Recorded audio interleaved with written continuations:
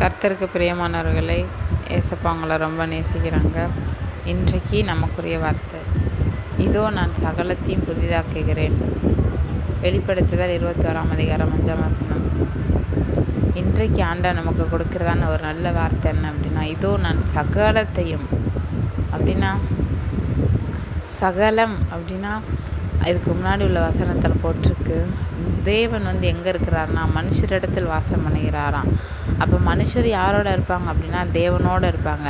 நம்ம கூட ஆண்டவர் இருந்தாருன்னா நம்ம வாழ்க்கையில் இழந்த காரியம், தோல்வி, பயங்கள், கலக்கங்கள், கவலைகள், சோர்வுகள், தேவைகள் எல்லாவற்றையும் ஆண்டவர் என்ன பண்ணுவார்னா மாற்றி சகலத்தையும், எப்படி ஒரு வறண்ட பாலைவனம் மாதிரி இருக்குதோ அதை எல்லாவற்றையும் மாற்றி ஆண்டவர் என்ன பண்ணுவார்னா செழிப்பாக்குவார். ஆமாப்பா, வனாந்தரம் யாருமே விரும்பாத ஒரு இடம், ஆனால் அப்படிப்பட்ட இடத்துல தான் 40 வருடம் ஆண்டவர் என்ன பண்ணார்னா, ஆண்டவரே, எந்த மனுஷனும் வேறு எந்த தெய்வமும் உடன் இருந்ததில்லை.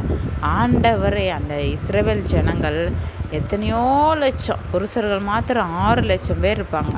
அவ்வளோ பேர் 40 வருடம் ஒன்றுமே இல்லாத அந்த வனாந்தரத்தில் ஆண்டவர் என்ன பண்ணார் நடத்தினார்.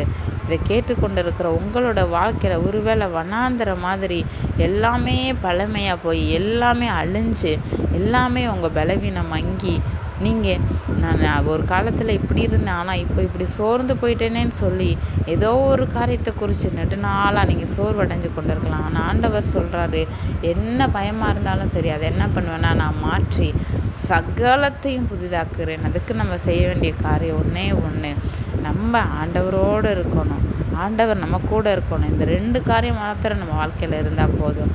நம்ம வாழ்க்கையில் என்ன நடந்தாலும் சரி, ஆண்டவர் அதை என்ன பண்ணுவார்னா எவ்வளோ தீமையாக இருந்தாலும் அதை ஆண்டவர் நன்மையாய் மாற்றுவார். யோசேப்பு வாழ்க்கையில் அவருக்கு நடந்ததெல்லாம் தீமை தான், ஆனால் அது தீமை இல்லை, அது எல்லாத்தையும் ஆண்டவர் என்ன பண்ணிட்டார் அப்படின்னா நன்மையாய் மாற்றி கொடுத்துட்டாரு. ஸோ நம்ம என்ன பண்ணக்கூடாது அப்படின்னா சோர்ந்து போகாமல், ஆண்டவரே நான் உங்களை முழுமையாய் சார்ந்திருக்க ஆண்டவரே, எவ்வளோ பாடுபட்டாலும் அப்பா நான் சோர்ந்து போகாமல், அப்பா அதை பற்றி நான் ஒரு பொருட்டாக எண்ணாமல் நான் உங்களோடு வாழ எனக்கு உதவி பண்ணுங்க, அதை தாங்கக்கூடிய கிருபை தாங்கன்னு கேளுங்க. நிச்சயமாய் ஆண்டவர் உங்களுக்கு எல்லா காரியங்களையும் புதிதாக்குவார். God bless you. ஆமென்.